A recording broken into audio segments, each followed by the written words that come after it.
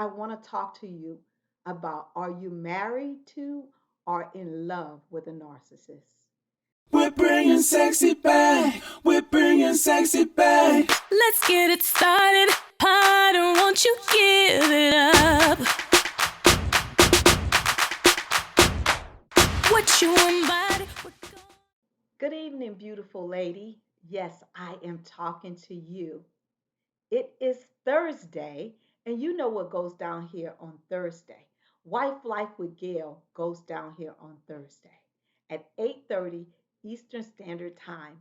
And tonight I want to talk to you about, are you married to or in love with a narcissist? And you're like, Gail, what is a narcissist?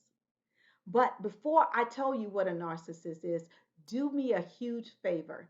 Make sure that you're hitting that subscribe button and also that little bell right next to subscribe now, because I want to make sure that you get the notices when I go live. And again, thank you so much for joining me here on Wife Life with Gail. And so, again, are you married to or are you in love with a narcissist? Tonight, I'm going to really give you the traits of a narcissist and how to navigate this relationship, because when you're married, you become one flesh. And I don't want to see your marriage fail. I want to see you thrive in your marriage. But sometimes it's very hard when you're dealing with a narcissist. And let me just tell you, dealing and being in love with a narcissist, I want you to know that this disorder, because it's not a disease, being a narcissist or being in love with a narcissist, it is definitely a disorder. It is not a disease. So therefore, it is curable and it is fixable. But it's going to take some work, okay? And it's going to take some work on your part, and it's going to take work on the part of the person that you love, okay? And what is the traits of a narcissist? Number one, they have a inflated sense of being important, right? The world revolves around them. They feel that they're so important that nobody else really matters. They believe that they're superior, they're smarter than, they're better than, they have more to offer than. And I'm just giving you some small traits of a narcissist. It could go in so many different directions, right? It's all about me, myself, and I. They actually lack empathy. They actually lack any type of sense that someone else could be more important than they are, right?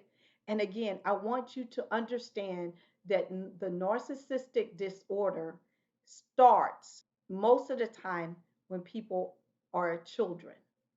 They develop these traits, and it could be that they had a parent that doted over them, that never correct them, that told them they could be anything, which is nothing wrong with raising a child to make them feel that they are special, but their ego has been inflated so much that it's very hard for them to determine that they are equal, that they can still learn from someone else, that somebody else's feelings matter.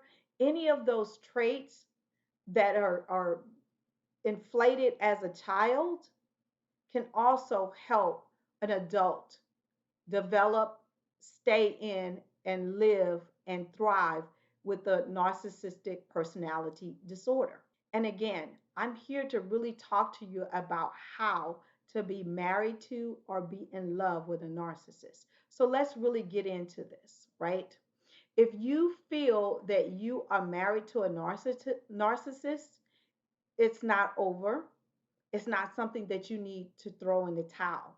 But I'm going to give you some tools and strategies to really help you understand how you need to show up in your relationship on a continuous basis in order for you to be able to thrive dealing with a narcissist. Number one, you need to have your own healthy self esteem. Because if you're looking for your spouse or your significant other to give you personality, give you strength, tell you all the things that you need to help with your self esteem, it's not going to happen. Because remember, it's all about me, myself, and I when you're dealing with a narcissist. So, first of all, you have to have your own healthy self esteem. Number two, how to be in love with and to deal with a person that is a narcissist is that you need to set clear, concrete boundaries when it comes to how they relate to you. Because again, it's all about them, what their needs are, what their wants are, and what their desires are. And they could care less about anybody else around them unless you're feeding their ego, right? Number three, you have to make sure that you balance your needs, your wants, and your desires with their needs, their wants, and their demands. It's a difference.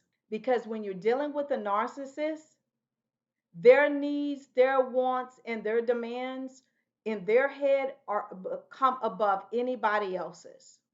And they don't care if it's their mother, it doesn't care if it's their children, they don't care about anybody else but getting their needs, their wants, and their demands. So you need to make sure that you are able to balance those things.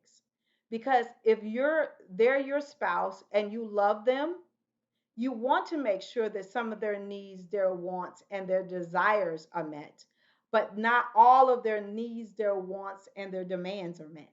It's a difference. And number four, when you're dealing with a narcissist, you have to make sure that you are comfortable in your own skin. Because when you're dealing with a narcissist, they are very, very critical about how people look, how they're perceived, and all of those different kind of things. Because most narcissists have a body dysmorphic disease as well. So they believe that they look a certain way, they dress a certain way, they carry themselves a certain way, and they put some of those demands on you as well. So you need to make sure that you're comfortable in your own skin and not allow them to put all of their things that they feel that you should wear, look, act, carry, all of those things onto you. And this can be a very hard demand and it can be a very fine line to walk. But I'm telling you, you can love and thrive with a narcissist. Okay? And let me just give you some of the other traits of a narcissist. They're always wanting to be the center of attention. They're focused on their image. They feel like they are special. They manipulate people around them. And sometimes they even have explosive personalities. And they also are very jealous people. And these things can be very hard to deal with. But the first thing that you can do to help a narcissist is offer them treatment. Find a psychotherapist that can treat your significant other. And they might not even think that they have a narcissistic personality disorder.